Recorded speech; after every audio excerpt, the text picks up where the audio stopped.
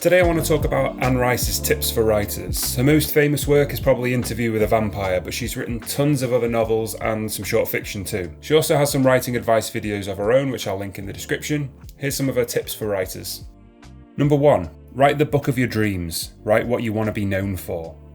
Later, she says, go where you really want to be with your writing and write that thing that you're really excited to write. I think most of the motivation that carries me through work, especially long work, has to come from being excited about that idea. It has to come from me trying to bring a story into the world that doesn't already exist that I want to read. So I definitely agree with what she says here. And if you're new to writing, don't underestimate just how far being excited about your story will carry you through writing it. It brings you enough energy to start writing it or to just plan it all the way through, and that energy then kind of changes as you go along. It turns from I want to create this thing to I want to finish this thing.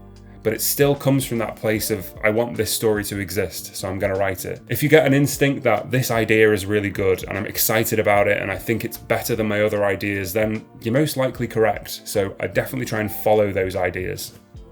Number 2, you may write 2 or 3 chapters of a book and decide you hate it. Don't throw it away, save it. This is definitely a good idea. I've fallen foul of this just a couple of times myself, where I've read through something and thought there's absolutely no value to this, and I've deleted it and never seen it again. And I haven't necessarily come back to something and thought I really wish I still had that story, it was good after all.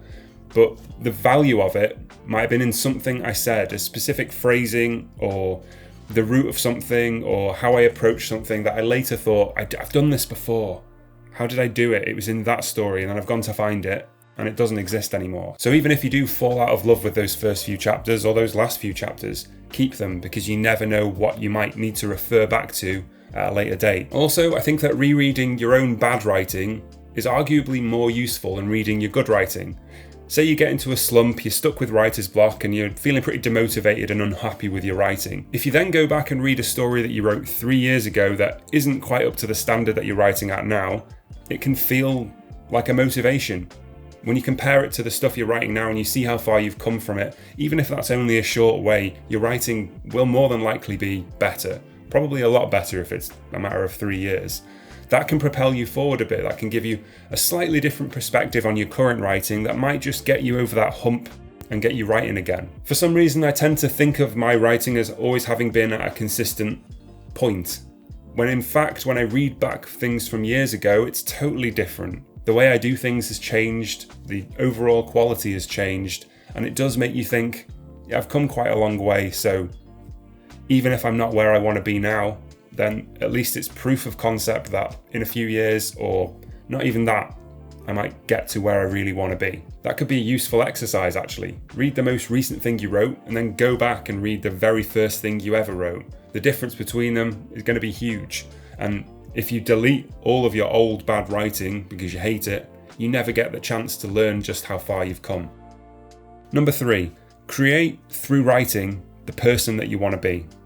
I think there's probably a couple of ways that you could look at this. I mean, first of all, I think it's an aspirational thing. It's about becoming the kind of author that you want to be. And for me, that means tapping into the real point of what I'm trying to write. For me, it's about consistently writing and trying to always be improving or working on something, and it's about trying to reach the pinnacle of what I can achieve as a writer. If you're the kind of writer that always has a strong message with what you write and you're trying to draw attention to something or trying to change something, then I think create the person you're trying to be will strongly link into that. It's like creating the world that you want to see. The two things work in parallel together. And I think whether you write literary fiction or genre fiction, there's always going to be a part of yourself in every story that you write. So as you work on improving your writing, you could say improving yourself at the same time. The second way I think you can look at this is in terms of character. In the same way that our stories are somewhat reflections of ourselves, characters can absolutely take the character traits of the author and dial them up or pull them back a little bit. I think you can't really write anything that's completely non-autobiographical. It's impossible to write something that is totally not you and has no piece of you in it whatsoever. So in some ways, the characters that you create are reflections on yourself. The reason that you give certain characters certain attributes will always reflect back on what you think about yourself or about other people. Even if you lace your villain with every kind of bad attribute in the book, that's because you don't want to see those attributes within yourself or within other people. I think a book or a story is always going to reflect some part of what the author thinks about themselves or the world. So trying to write that perfect character or trying to create a real person in your characters is a reflection on that, and it's somewhat therapeutic, really. Number 4, the great thing about our profession is there are no rules. This is a tough one because sometimes to me it feels like there really are rules, and then other times it feels like there isn't. It depends what stage you're at in your writing, whether you're newer or you're more experienced. Also, I think it could depend whether you're published or you're just writing for yourself. If you're writing for yourself, you can write absolutely whatever you want, but it's just not true that there are no rules for published authors. Some things just would never get published. That's just the way the world works, and to be honest, probably for the better. If I could be so bold as to tweak Anne Rice's statement just a little bit, I would say don't let rules get in the way of your story. I think that's a better, for me, way of looking at it. Don't avoid writing something because it means you'll have to break a rule, and don't change the way you're writing something in order to stay within the lines. Most of the time as writers, I think our creative instinct or how we approach things as we're writing will bring us more than likely the most authentic results. I think when you avoid that instinct or when you actively change it, it changes the story in ways that you can't really comprehend. It doesn't feel like the story anymore. This happened to me a few years ago when I was writing a novel that I sent to an agent. She returned it and said, change this about it, which was the entire setting. Change this and then we'll be good to go. So I did, and it didn't feel like the same story anymore. It lost so much that I thought was special about it, and it killed all the passion for the project for me, and I ended up turning in a really poor book that obviously didn't end up getting published. I broke rules with what I'd written, and that was part of what made the story special for me. So I would say if you're worried about the way that you're writing your book, and if you're breaking rules yourself, as long as it feels right to you, keep going and at least finish the story. If you send it out to a bunch of people and they all say this is a problem, then yeah, sure, maybe think about revising it or changing it or just tweaking it a small amount. But like we said in an earlier tip, if you do change that stuff, keep hold of it. Because if making those changes just kills all of your excitement, then you're going to want the original back because you know that's the way it's supposed to be. Rules can help keep your story under control, there's no doubt about it. But that point where your story needs to stray outside of them, don't worry about that. Keep going, go with your instinct, it'll probably work out for the best. Number 5, don't ever think that you have to know a whole lot about publishing to break in. You really don't. I'm a little bit split on this one. Publishing seems to be something that people really struggle to agree on. Personally, traditional publishing probably isn't going to work for me and I'm not really pursuing it anymore, but other writers are, and they're making that their aim with what they're writing, and for good reason. I think what she means by this is that when people say you have to know someone to get into the industry or to get your foot into the door, then that's not necessarily true. And I'm sure it probably isn't, because you do hear stories about first-time authors sending a book, it's going through the slush pile, grabs an agent and then gets a publishing deal and all that great stuff that a lot of writers aspire towards, and I've aspired towards in the past as well. That definitely happens. The bit about it that I can't make my mind up on is whether you need to know anything about publishing in order to break in, because different literary agents especially always ask for different things. I've sent novel queries to quite a few literary agents, and a lot of them say, give us 2 examples of books that have sold well that your story is like. So in that way, you definitely do need to know about publication. And really, it suggests then that you need to target your story or create your story in a way that you can make sure it's comparable to other stuff that's sold well. I never did that. I didn't feel I was accurate enough, and it didn't feel authentic enough for me to do that. I didn't feel like I was writing my story, so I couldn't do it. That meant that quite a few replies I got from literary agents said, we like it, but we don't know if we can sell it. So that was what really put me off traditional publishing. It wasn't that my story wasn't good enough or how I'd written wasn't good enough. It was the fact that they didn't know if they could sell it or not, because there was no proven market for it, or there was no very comparable texts that I could compare it to. I just can't make my mind up on this point, because I think if you do want traditional publishing, then it's a good idea to find those comparable texts and to package your book in a way that is marketable and that agents are going to know exactly who to send it to. But at the same time, those shots in the dark that are really not comparable to anything and kind of original, they do happen. Quite often, in fact. Traditional publishing is probably just one of those things I'm never going to figure out. Number 6, never revise that book because you got a rejection from an editor with a bunch of negative advice. Any editor who rejects your book doesn't get it.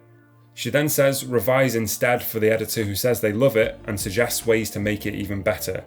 I love this advice. I have got a video about how to deal with writing feedback, and in that I'm pretty sure I said something sort of similar, no, not as clear and concise and to the point as what Anne Rice said. But I think the intention of the feedback is so important, and she's absolutely right. If an editor says they don't like it and here's a bunch of negative things that you need to change, why would you listen to that? If they don't like any part of it, or they don't like it enough to say, we're interested in this, why would their opinion matter? It's obviously not the story for them, and changing all those things is only going to make it somewhat of a story for them.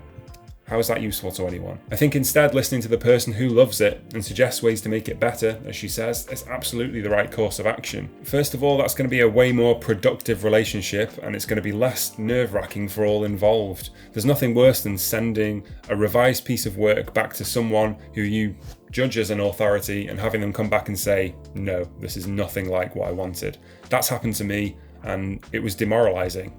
It was in fact that same project I talked about earlier. I think if you can work with someone that understands what you're trying to do with your book and understands the heart of what you're trying to get at, that's always going to be more productive for everyone. Even people like line editors or proofreaders or cover designers, if they are on board with what you're writing and they like the idea of it, surely that has to translate into an end product that's got to be better. If an editor didn't like what you were writing at all, the subject matter or the story or how you wrote, then surely they're going to find just tons upon tons of things to change or things to amend or things that they just don't like, and that's going to cause you more work as a writer, but the output of it isn't necessarily going to be a better book. It might then be further away from what people who would understand it would really want to see, and closer to something that the people who don't like it might be able to accept, and that's no use to anyone. I'd say if you're looking for feedback on your writing, then the most useful feedback might not come from the most qualified person or the person with the most,